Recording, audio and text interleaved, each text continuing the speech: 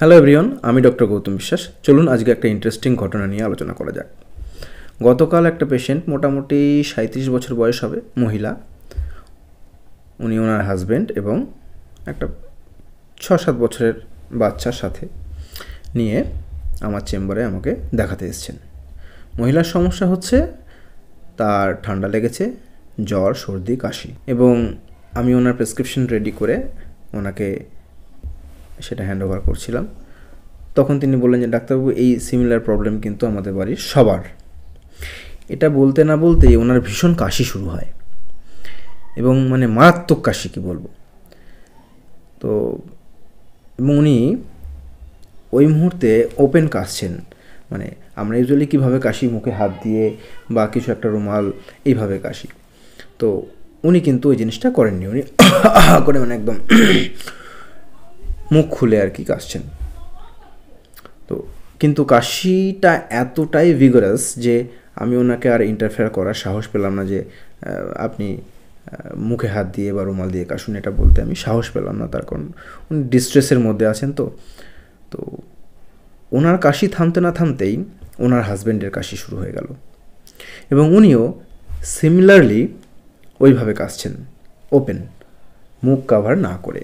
ওনাদের দুজনার কাশি থামার পর আমি জাস্ট ওনাদেরকে এই অ্যাডভাইসটা দিতে যাব যে যখন আপনার কাশি পাবে, কাশলে আপনি মুখে একটা রুমাল বা হাত দিয়ে কাশবেন।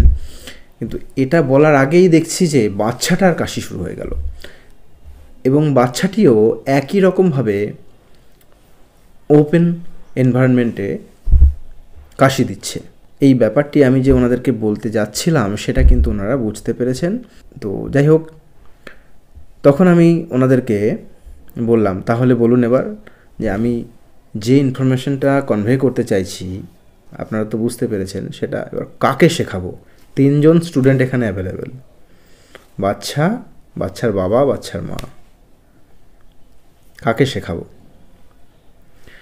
বাচ্চা ও যেটা দেখবে সেটাই শিখবে। কিন্তু ও এখানেও আপনাদেরকে দেখলো, বাড়িতেও হয়তো দেখে যে আপনারা যে কাশার যে একটা নিয়ম আছে, যে একটা এটিকেট আছে, যে মুখে রুমাল বা হাত দিয়ে কাশতে হয়, সেটা কিন্তু আপনারা বাড়িতে ফলো করেন না, এবং অ্যাজ ইউজুয়াল ও সেটা কখনো দেখেনি, তাই ওটা শেখেও নি।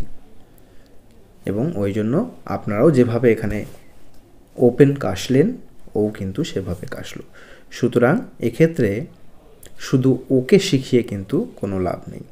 আপনারা যদি জিনিসটা কারেক্টলি ফলো করতেন, কারেক্ট প্রসিডিওর ফলো করতেন, তাহলে ও ওই জিনিসটা শিখতো। তো আমার কথা বলতে বলতেই বাচ্চার বাবা মায়ের কিছু বলার আগেই হঠাৎ করে দেখলাম যে বাচ্চাটি আমার কাছে এসে আমার হাতটি ধরে বেশ আদো আদোভাবে বলল যে সরি ডক্টর।